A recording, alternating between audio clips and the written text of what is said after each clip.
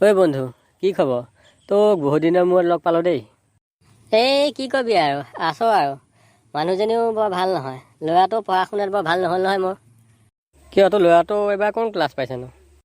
বেছি ডাঙৰ হোৱা নাই নহয়, 2য় শ্ৰেণী পাইছেগৈহে। কিন্তু পঢ়া শুনাত একদম বেয়া। সেই অসমীয়া বানান এটা লিখিব নাজানে ভালকৈ। ইছ, তই সেইবিলাক সৰুতে বৰ ভাল আছিলি। LP স্কুলত থাকোঁতে তই একেহে আছিলি, জানো নহয়। তথাপিও অসমীয়া বানানবিলাক মই ভুল নহয়, পাৰিছিলোঁ দে। ইছ, কম পঢ়াটো দেখা নাই। ঠিক আছে বাৰু, তই কোমোৰা বানানটো কৰচোন এতিয়া মোৰ আগত। কিয়নো কৈছিলোঁ জানো এতিয়া আগত, এতিয়া আকৌ মোক বানান কৰিবলৈ দিলে। কি মুখৰ ভিতৰতে ভৰ ভৰাই আছ, ভালকৈ ক আকৌ।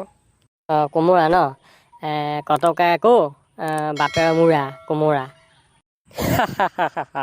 কোমোৰা বানান এইটোহে হ'লগৈ তেতিয়াহ'লে, বাপেৰৰ মূৰা কোমোৰা। হা, এয়া বানান কৰিছ আৰু তোৰ পিতেৰে ক'ত পাৰিব হে।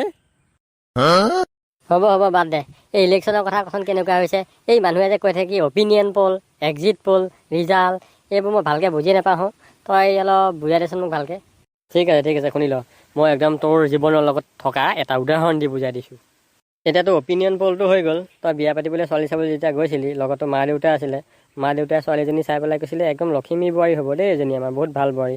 এইটো হৈ গ'ল অপিনিয়ন পল।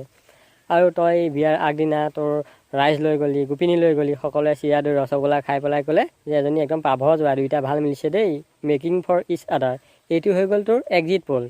আৰু তই বিয়া পাতি অনাৰ পিছত দেখিলি যে ৰাইজে কোৱা কোনো কথাই নিমিলে, ঘৈণীয়েকজনী সম্পূৰ্ণ ওলোট আহে। এইটো হৈ গ'ল ৰিজাল্ট। কৃষ্ণ, তই জাইগান্তিক উদাহৰণ দিয় দেই। আজি শিৱৰাত্ৰি নহয় জানো? শিৱৰাত্ৰিৰ কথাহে পাতিব লাগে সেই দুই এটা। এই শিৱলিংগ যে মানুহে পূজা কৰে, মোৰ মনত ভাৱ এটা আহেহে। এই শিৱৰ গোটেই গাটো থাকোঁতে আকৌ লিংগ পূজাডাল কেলৈ কৰিব লাগেহে? বেলেগ অংগ পতংগবোৰ নাছিল নেকি পূজা কৰিবলৈ? শিৱ এবাৰ অশান্তি নাপায় নেকি বাৰু? তই বৰ আচৰিত কথা কৱ দেই।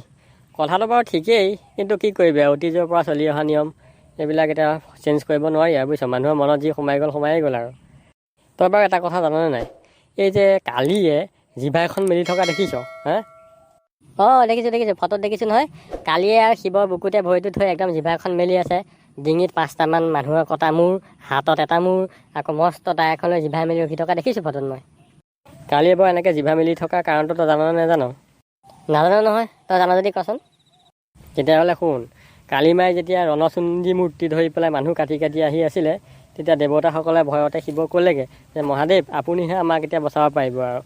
তেনেতে আৰু শিৱই কি কৰিলে, কালি অহা বাটতে একদম লম্বা হৈ শুই আছেহি আৰু।